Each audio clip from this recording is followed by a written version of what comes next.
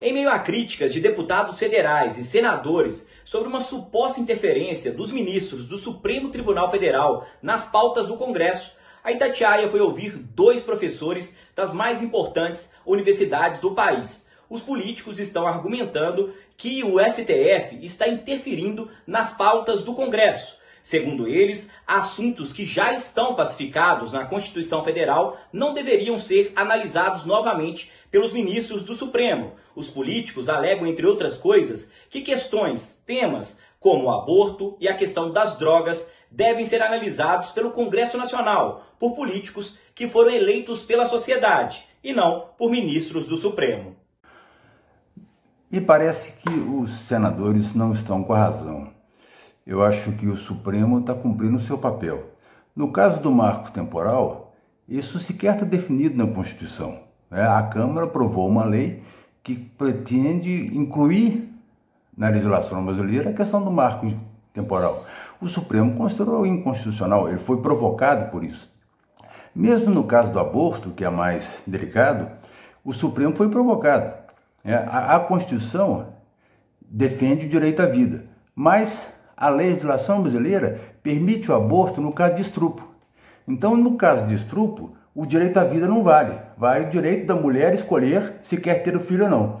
Então, tudo é passivo de interpretação. A Constituição pode ser e deve ser sempre interpretada e vai ser sempre reinterpretada a depender da época que nós vivemos e a depender de quem são os juízes. Então, eu acho que eles estão no seu papel. O problema é político. O Congresso é muito conservador e o Supremo é progressista. Bom, esse é um fenômeno conhecido como ativismo judicial, que se dá quando o poder judiciário invade a competência do poder legislativo.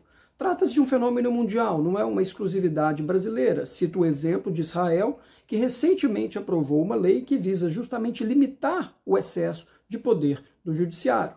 Para a gente entender esse fenômeno do ativismo, eu preciso fazer uma breve distinção entre regras e princípios.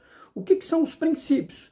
Eles são espécies normativas, geralmente presentes na Constituição, que são mais subjetivas. Por exemplo, liberdade, igualdade, dignidade. Ao passo que as regras são mais objetivas, como, por exemplo, a aposentadoria se dá aos 70 anos.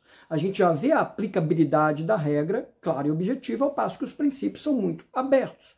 O fenômeno do ativismo judicial se deu quando a gente passou a valorizar os princípios presentes na Constituição, muitas vezes em detrimento de regras claras e objetivas. Vamos pegar um caso mais ousado de ativismo, como o caso do aborto, que talvez seja o mais polêmico. A lei é clara, a regra é clara. O aborto é permitido no Brasil somente em duas hipóteses: risco de vida para a mãe e estupro.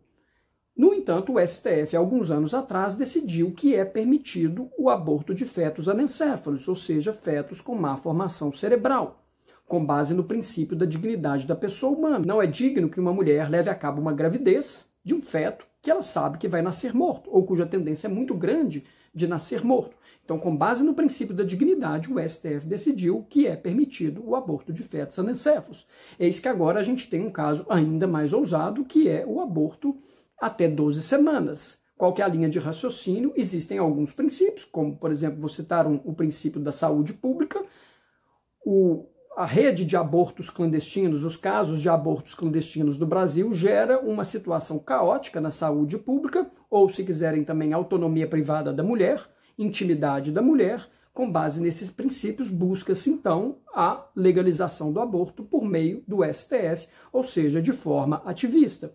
É claro que essa é uma decisão muito mais ousada, muito mais complexa. Por quê?